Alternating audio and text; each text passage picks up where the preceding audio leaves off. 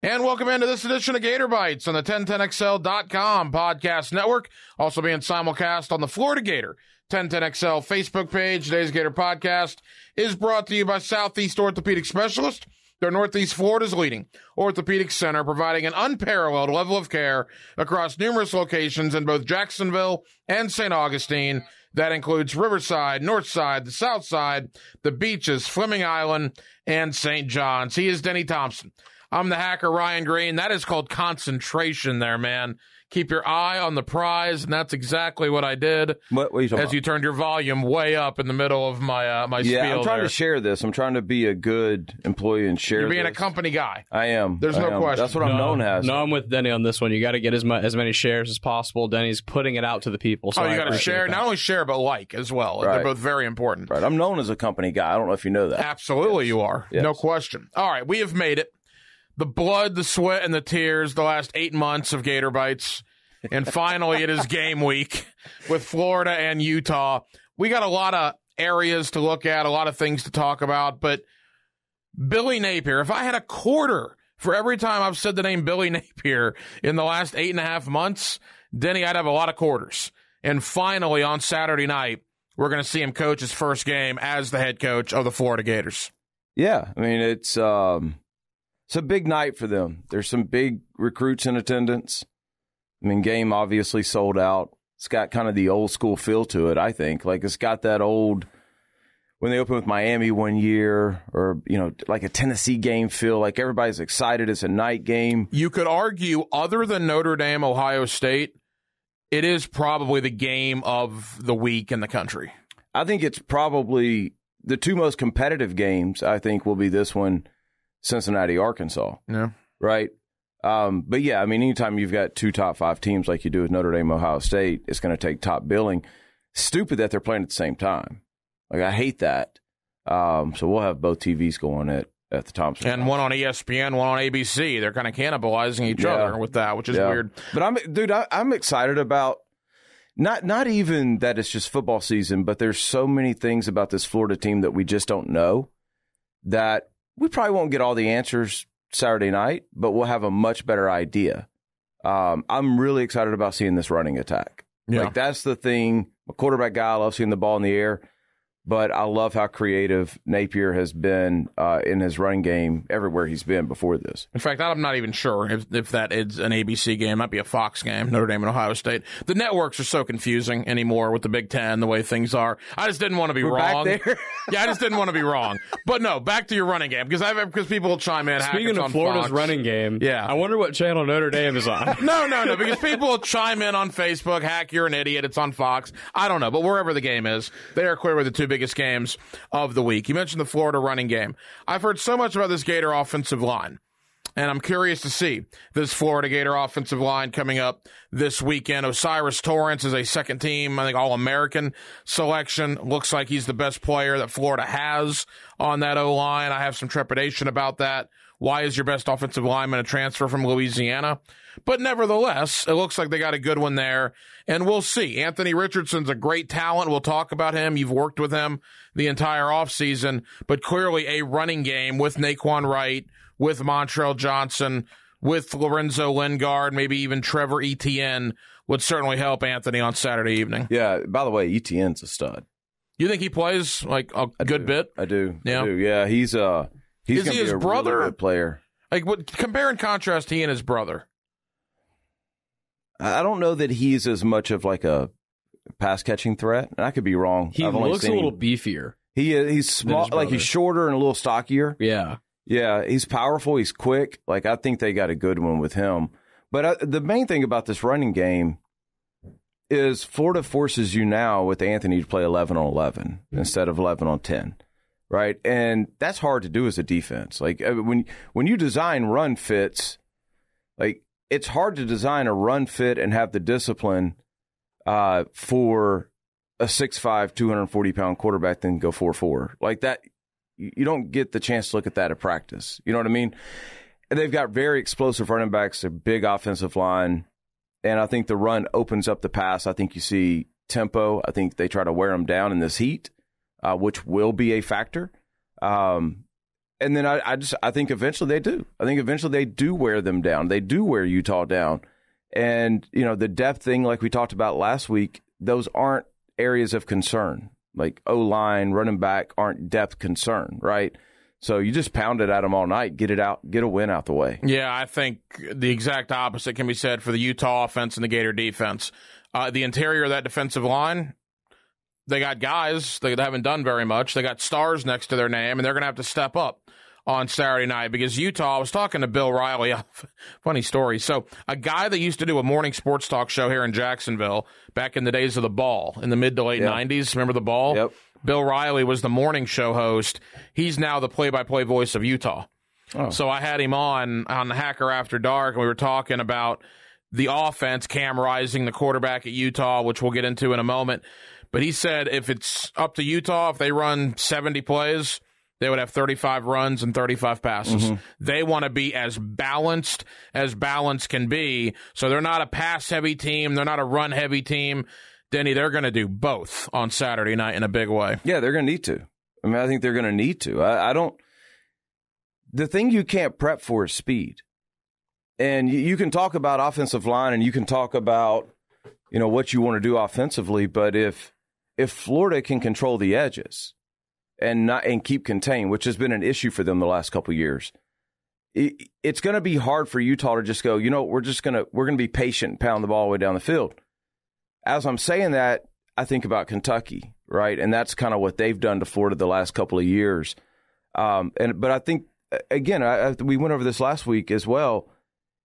New season, new coaching staff, there's got to be a new mentality to the way you play this game, and there's got to be a more physical approach against the run game. And what better two games to find out, are we going to have that physicality to get us through a year than Utah and Kentucky? You've been a head coach at the high school level. You've trained quarterbacks, NFL, college, high school. I'm curious, here's my thought, particularly in the first quarter on Saturday night. That place is going to be on fire. The Swamp. It is going to be a madhouse. It is Billy Napier's first game, that new staff's first game. It is going to be nuts. To me, it is vital for Florida's defense. I mean vital. Do not do things you're not supposed to do. I know they're going to be fired up. I know they're going to be amped, but I think Utah could potentially use that against you. Draws, screens, things of that sort. This is a veteran Utah team. This is a Utah team that played in front of 100,000 at the Rose Bowl last year. I think the heat is going to have a factor. I don't think the environment necessarily will. Look, Oregon, Washington, they've played in tough environments, and I'm concerned with such a veteran, well-coached team that Utah will use the excitement for Florida against them to run some counters, some screens, things of that sort, if Florida's defensive guys are maybe getting out of position a little bit and doing things they're not supposed to be doing. Yeah, I mean, I'm sure that's part of their game plan. But if you're Utah, what you want to do is what you do well, right? Like you don't want to come into the first game and go, okay, we're going to try to play off of emotions, or we're going to try to play off of what we think they're going to do. You're the number 7 ranked team in the country. That's true. You come in, you do what you do. You don't let that kind of stuff affect you. I don't disagree. I think that's a good thought, Hack. But if you're Florida, the whole thing about the defense the last couple of years has been lack of discipline, right? Like you're saying, people jumping out of position, not doing their job, trying to do somebody else's. Not filling the gap or knowing their responsibility. Right. It's like they've had 10 or 11 Miles Jacks running around, right? Yeah. Like that's been the look of it. I think if you're Florida, like that, right? You absolutely know that, and you also know that 11 on 11, we're just as good athletically as them, so as long as we're all where we're supposed to be, we got a chance to get off the field. It's not the worst thing in the world to give up field goals in this game. Like, I think Utah will move the ball between the 20s. You have to make them kick field goals. Don't let them in the end zone, and I think you're fine. And, they're talking out there in Utah, biggest season opener in the history of the program. I mean, this is a gigantic deal for them. So as much as we're fired up on this side of the country about Billy Napier's opener, and look, everybody's amped, and they should be. It's a sellout. There's a lot of excitement over here. There's a lot of excitement out there, too, of the opportunity Utah has on a national stage to make a statement. on opening night. And there's also the Pac-12 dynamic, too, which I thought was interesting in talking to people out in Salt Lake City. It's kind of like a win-win for the conference. They're battling right now with USC and UCLA leaving the Pac-12. It's a great opportunity for a Pac-12 team, the defending Pac-12 champion, to say, hey, we're still here. See what we just did to the Florida Gators. Yeah, I don't think there's a team in America that's playing a game this week that's more important than Utah, than what this is to Utah. Because if you're Utah, it's hard to get into that playoff, right? You're starting the season high enough ranked that if you make a statement Saturday night, you kind of set the trend for the rest of your year, and you have an argument, depending on how Florida plays after this, on this is why we're one of the 4 teams that need to be in.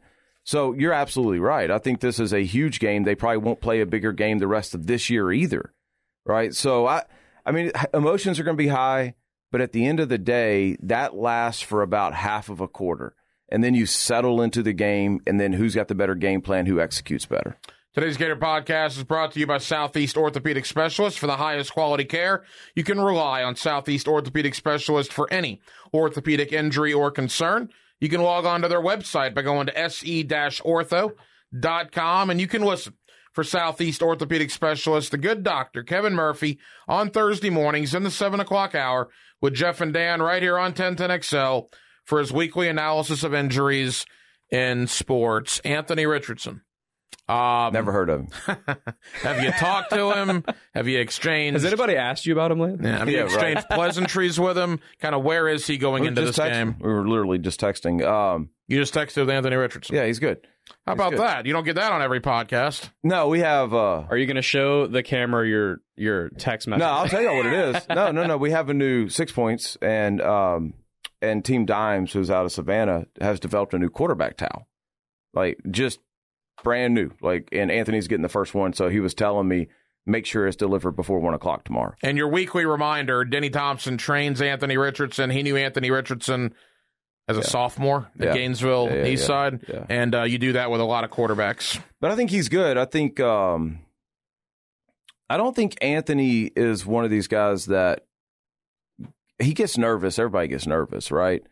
But I think Anthony's so just kind of chill that he's not one that's going to let the emotion take over. Like, whatever's happening in the swamp, I feel like Anthony can kind of reel it in.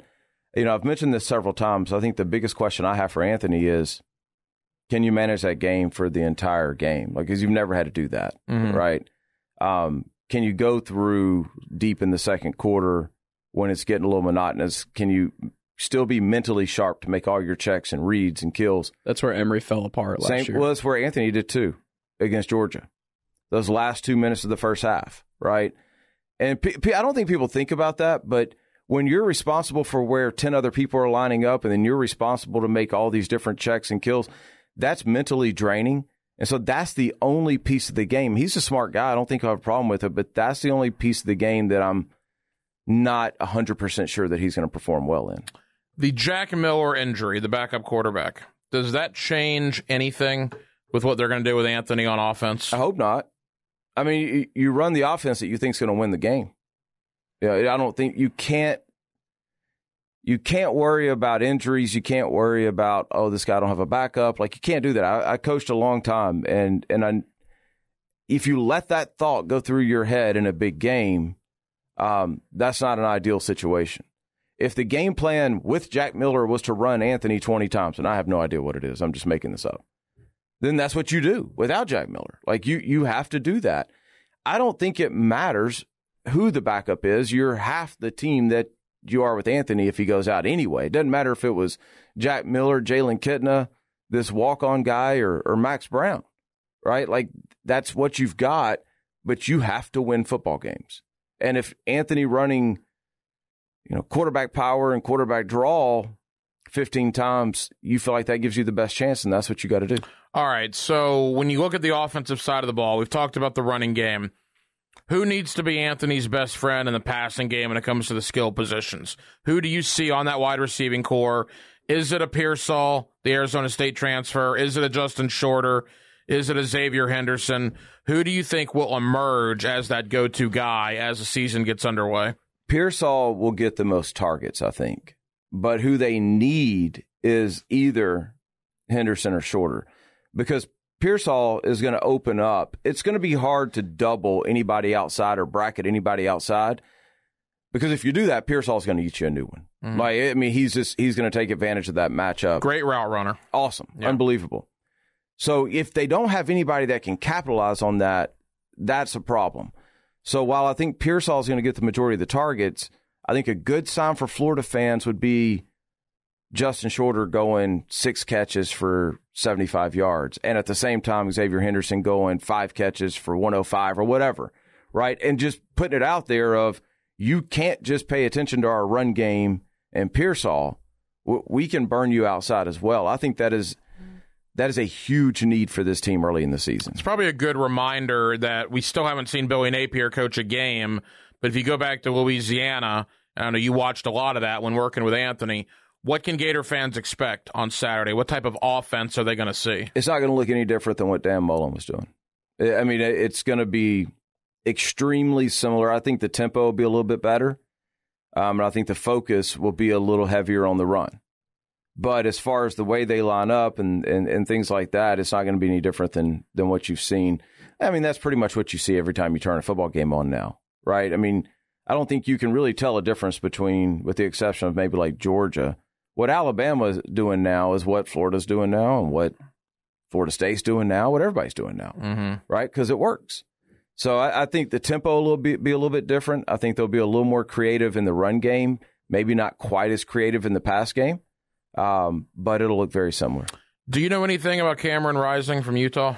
I've watched a little bit of him. I mean, he's a good player. He is a classic dual threat. I mean, the guy had 550 yards rushing in 9 games last year, so he will run the ball if need be. Yeah, and I think a lot of those runs I think he's a smart player. From what I've seen, and I haven't watched every Cam Rising game, but a lot of those runs are, this guy's covered, that guy's covered, and he kind of wiggles out, picks up 15 against man coverage. Yeah. Very similar thing, what I think you're going to see with Anthony. But, I mean, here's how this game goes. It's very simple. If you stop Utah's run game, you win the football game. Mm-hmm.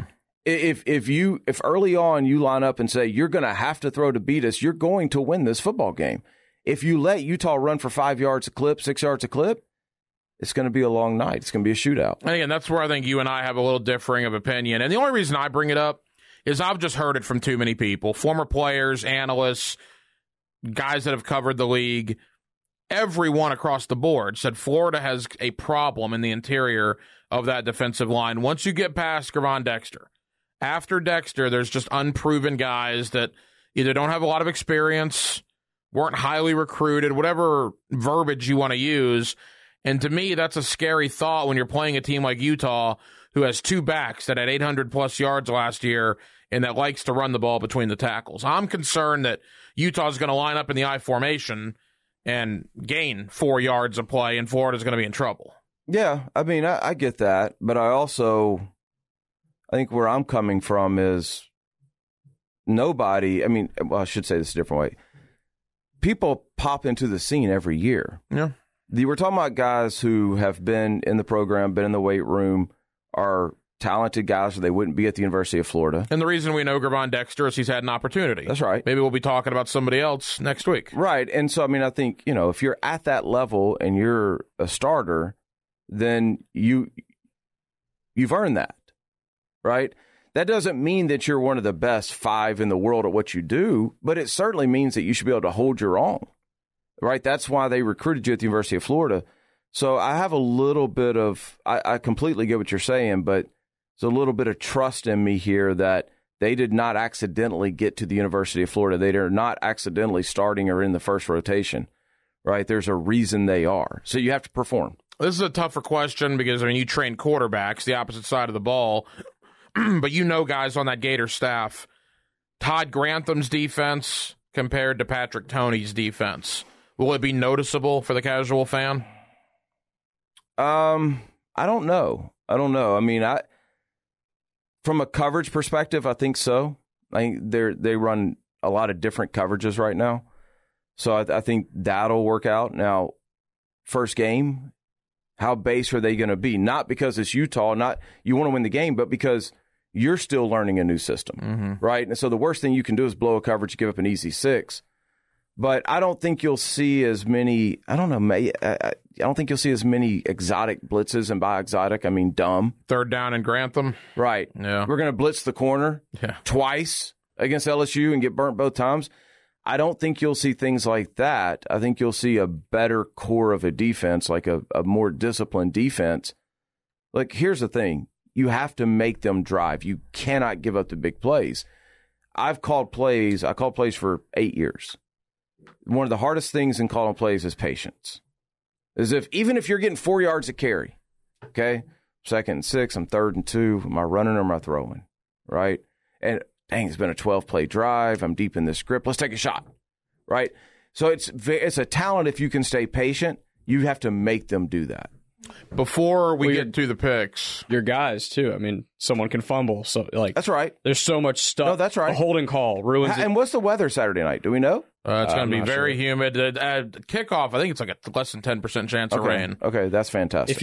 If you keep everything in front of you as a defense and make a team drive, any mistake can happen. Yeah. Before we get to the picks, I think Gator fans better enjoy Patrick Toney, because I've talked to too many recruits and I've talked to too many people that all say the same thing. That dude's going to be a head coach sooner rather than later. So I'm curious to see what that looks like in his defense. But I'll tell you right now, it's going to go on the 1010XL social media channels. Sharif Denson from Bartram Trail here in town. We're doing Hacker's high school football tour. I asked him about the coaching staff. He called him PT. He went right to PT. Patrick Toney talked about when he put a highlight film together of myself compared to other Gator DBs of the past. I was just blown away. And he singled out Patrick Toney as the guy that kind of got him to Florida. So I think the Gators are lucky to have him. He's an up-and-coming guy, but he's a guy that might not be there very long. I think there's a couple of dudes like that on that staff. I think there's a couple of really good relationship type of guys, and players will play for those guys. You run the same scheme as somebody else that's not having success, but if your players respond to you and they're disciplined and they want to do, or they trust what you're having them do to create success, you're going to be much better. And I think there is some of that in just about every position in Florida. Today's Gator Podcast brought to you by Southeast Orthopedic Specialists. They're Northeast Florida's leading orthopedic center, providing an unparalleled level of care across numerous locations in both Jacksonville and St. Augustine. That includes Riverside, Northside, the South Side, the beaches, Fleming Island, and St. John's. All right. Let's look at a couple of games really quick, and then we'll talk Florida-Utah. Florida State LSU in the Superdome Sunday night. Did we learn anything about FSU playing a junior varsity team? And if so, what did you learn, and what's your expectation against LSU? Yeah, I think we did. Now, I'm going to be completely honest. I didn't watch much of it. I was in Nashville and didn't get a chance to watch a whole lot. But it's been a long time since Florida State has done what they're supposed to do against those teams, right? Most of the time they let them stick around, or they have a mental lapse for 10 minutes in some quarter and that team puts up 20 points. That didn't happen, right? What you expected Florida State to do was run the ball with ease, and that's what they did. And so I think that's a step in the right direction, right? I don't care who you play. If you show a mentality of we're going to step on their neck early, right? That's a good sign, and that's an old school Florida State sign. That's what they used to do. They haven't done it in 5 years. They did it Saturday.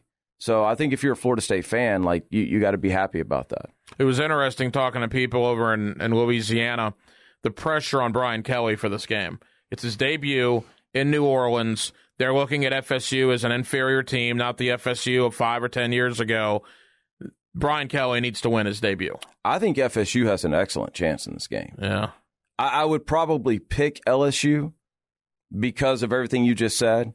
I mean, it's a home game for them, and the Superdome. From what I hear, Florida State sold out their allotment. There'll be some Knowles in that building. Oh, I'm sure there will be. I'm from Louisiana. I know, those are my people. Yeah. Like I grew up in the Superdome. The place rocks, bro. It's gonna be crazy. But I think FSU has a legitimate chance. I really do. I think Jordan has come a long way. I think they've got a much better offensive line they've had in the past. I think they really have a chance to win this game. And if they do, great for them. Like that's what the state of Florida needs. As much as we want to hate Florida State as Florida fans or Miami or whatever, We need the state of Florida to be good again. Does Oregon have a legitimate chance against Georgia? Nope. Dan Lanning, his knowledge of their defense doesn't help at all? I don't think so. Okay. I mean, I think at the end of the day, it's dudes against dudes. I mean, is it 47-10 is what you're thinking? I mean, is it? No. 17-point game. Okay. 17. I don't even know what the line is. I think it's somewhere right around It's like 17 and a half, I think. Yeah, I think that's probably about right. FSU, LSU is -3. What do we think about that? I'll take LSU. That kind of feels like free money to me. To be Really? honest. Yeah. Yeah. -3. I would take LSU, but I wouldn't bet on it. Like, that's a game I would skip.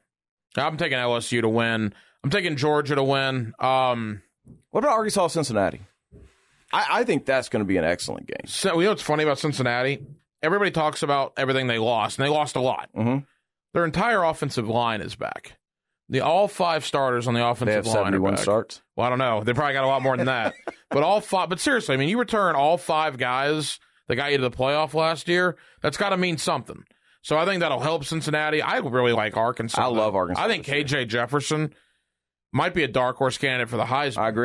I agree. I'd like Arkansas to finish second in the West. All right. And then I guess we got to do the big one. We haven't talked a lot about it here. We got so many other big games. Notre Dame, Ohio State. It's in Columbus. C.J. Stroud. I mean, you would think Ohio State would win. They're a 17-plus point favorite, too. I like the Buckeyes, but I think Notre Dame keeps it close. I don't know anything about like what Notre Dame has coming back because they lost a quarterback that, I mean, last year they had quarterback issues. Got a brand new head coach, right? Marcus Freeman's debut. Here's what I know. Ryan Day is an offensive genius, and he's got a quarterback that is probably going to be the number 1 overall pick, and he's got multiple receivers that are probably going to be first-round picks. I know that. So based on that, I don't think this game's close. Oh, you think Ohio State big? Yeah, I think so. And again, I don't know enough about Notre Dame to be like, well, this is how they match up. I just know that if you have an elite head coach and on the offensive side of the ball, you've got a minimum of 3 first-round picks, yeah, you're probably going to win most games. All right, let's end it with this. Florida and Utah, Saturday night, 7 o'clock. The game will be heard on 1010XL and 92.5 FM. If you watched last week, this won't be a big surprise to you. I'm going to pick Utah. I hope I'm wrong. Truthfully, I do. I just get the sense that with all those returning starters, Kyle Whittingham might be the most underrated coach in America. They are looking at this as a real opportunity to make a statement for their program, to make a case for the playoff. If they win this game, that will propel them into a playoff conversation. Florida, on the other hand, I think there's a reason. They went 2-6 last year. I'm not conjuring that out of thin air. Gator fans, don't come after me. They lost to Missouri and Kentucky and South Carolina last year, a down LSU team. There's a reason for that. So I just look at this Utah team, Denny, and I think they're too talented, and I think it's close, but I think Utah finds a way to win the game. Give me a score. Utah 23-20. Utah by a field goal. So low scoring. 23-20, yep.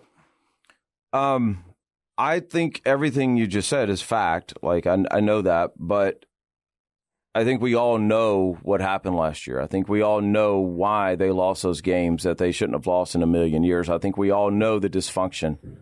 We talk about change of scenery in the NFL or change of scenery in college football is bringing in a whole new staff, whole new building, right? Like, everything's changed at Florida. There's a different vibe, a different energy.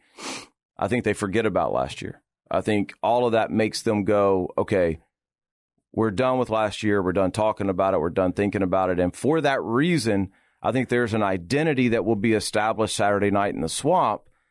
And I don't think Utah can do anything about it. That's the thing. Offensively, I don't think Utah is going to be able to line up and go, we're going to stop 15 and we're going to stop all 3 running backs and we're going to stop all these other receivers is what Pearsall, and I don't think they can do anything about it. So I think Florida wins this game in a high-scoring game. I think Florida wins this game 38-27. Yeah. Hey, look, Florida needs it to be high-scoring. Yeah. I think if it's a game like you're saying, that gives Florida a really good chance. I just look at that Utah defense. They got a DB that's going to be an NFL draft pick. They got a linebacker that's going to go to the league. They got a lot of good players on that defense, and I just wonder, does Anthony have enough around him to get this game into the 30s? Let me ask you something. 3 years from now, when we look in the NFL, who's going to have more people playing in the NFL that's playing in this game? Utah or Florida? I mean, based on history, you'd probably say Florida. Right. But the seniors at Utah playing the freshmen and the sophomores at Florida, that to me matters. If you have a 21-year-old playing against a good 21-year-old playing against a good 18, 19-year-old. Florida has experience. Yeah, I was going to say, I don't think that's the case. I think, Florida's offensive line is experienced. And Xavier Henderson, Justin Shorter, Ricky Pearsall. These guys have all played a lot of football. The only one that hasn't is Anthony. And that's a question mark. Like, I get that. And I'm not arguing with you because you could easily be right on this. Yeah. If we're going to go to the Xavier Henderson has experience card, well, let me look at the Utah roster, and I can name you 7 receivers that, quote, have experience. No. You said 21 and 18-year-olds. I think we were just saying. You made it seem like it was a bunch of freshmen. Developmentally, I don't think that's the situation. I don't think Florida's rolling out a lot of freshmen. No, but my point was when you're talking about a future NFL guy, it's like, I don't know if Ventrell Miller is a future NFL guy. I think a freshman at Florida might be a future NFL guy in 3 years. That was the comparison. I can think of like 5 off the top of my head. For Florida? Absolutely. On what, defense or is the whole team? The whole team. Well, yeah, probably. My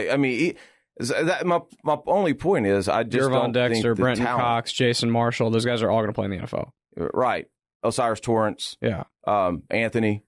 So Pearsall. I just don't think that the talent difference exists. And I guess my point would be rewind the clock back to last year. You asked me that same question. In 3 years, who's going to have more NFL players, Missouri or Florida? Yeah, and it did not matter. It did not matter. I'm going to give them a pass on last year because I know what was happening. Yeah. I mean, again, because and I don't want to rehash it. I mean, that Missouri game, you can say, well, they didn't want to win. They took them. It was an overtime game. They beat Florida State the very next week. They did not give up on the season. That's what Florida fans. Then why is that game an overtime game?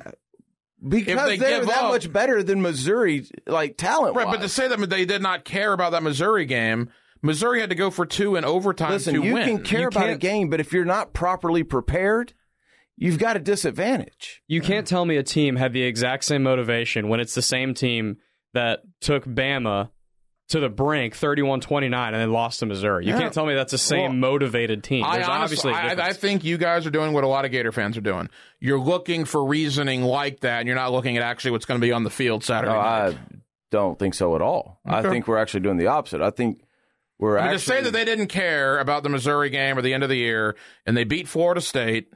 Missouri had to beat them in overtime. Kentucky had to beat them because, they had 10 false start penalties. Right. I mean, I just think that's a cop-out more than anything else. I'm not saying they didn't care about Kentucky. I think they just crapped the field against the Kentucky. only game you could say that they quote-unquote quit was probably South Carolina. Dude, I know what was happening. Okay. This is not a guess on my part. No, I get it. But, I mean, I look at the game, and I look at Florida being in that game with Missouri the entire time. Look, it's the same team last year that won 10 games previous year. Mm-hmm. Right. Now, when I say same team, I know Trask and Pitts, and I understand that. I get that. 10 games the previous year before that, 10 games the previous year before that. Right. You don't just fall off like that unless there's a reason, and we all know the reason at this point. We all know the reason. By the way, Mullen picked Florida to finish 4th in the SEC East on ESPN. Yeah, and they may. And they may. I just, again, I'm going to go back to clean slate. All the way clean slate now.